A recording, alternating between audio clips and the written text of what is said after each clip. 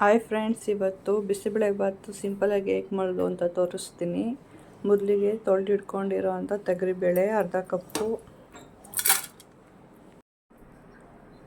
ಅಕ್ಕಿ,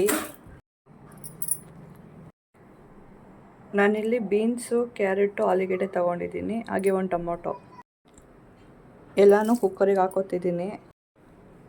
ಅದೆಲ್ಲ ಹಾಕೊಂಡಾದ್ಮೇಲೆ ಇವಾಗ ಸ್ವಲ್ಪ ಕಡಲೆ ಬೀಜನ ಹಾಕೋತಾ ಇದ್ದೀನಿ. ನೀರು ಆ್ಯಡ್ ಮಾಡ್ಕೋತಾ ಇದ್ದೀನಿ. ಚಿಟಿಕೆಯಷ್ಟು ಅರಿಶಿನ ಹಾಕೋದ್ರಿಂದ ಫ್ಲೇವರ್ ತುಂಬ ಚೆನ್ನಾಗಿರುತ್ತೆ, ಕಲರು ತುಂಬ ಬ್ರೈಟಾಗಿ ಕಾಣುತ್ತೆ. ಉಪ್ಪು, ಲಿಡ್ನ ಕ್ಲೋಸ್ ಮಾಡಿ 2 ವಿಷಲ್ ಕೂಗಿಸ್ಕೊತೀನಿ. ಈಗ ವಿಷಲೆಲ್ಲ ಆದಮೇಲೆ ಮೊದಲು ಬಿಸಿಬೇಳೆಬಾತ್ ಪೌಡರ್ ಹಾಕೋತಿದ್ದೀನಿ. ಇವಾಗ ನೀರು, ಈ ಥರ ಎಲ್ಲನೂ ಮಿಕ್ಸ್ ಮಾಡ್ಕೋತಾ ಇದ್ದೀನಿ.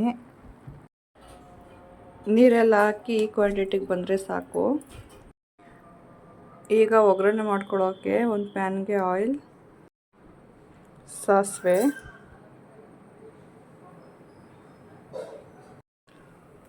ಕರಿಬೇವು,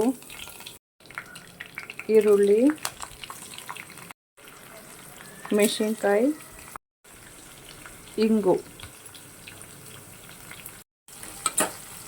ಎಲ್ಲನೂ ಒಂದು 5 ಮಿನಿಟ್ಸ್ ಚೆನ್ನಾಗಿ ಫ್ರೈ ಮಾಡ್ಕೋಬೇಕು. ಈಗ ಒಗ್ಗರಣೆ ಮಾಡಿರೋದನ್ನೆಲ್ಲ ಸೇರಿಸ್ಕೊಂಡಿದ್ದೀನಿ, ಮಿಕ್ಸ್ ಮಾಡ್ಕೊತಾ ಇದ್ದೀನಿ. ಫೈನಲಿ ಬಿಸಿ ಬಿಸಿಯಾದ ಬಿಸಿಬೇಳೆಬಾತ್ ರೆಡಿ.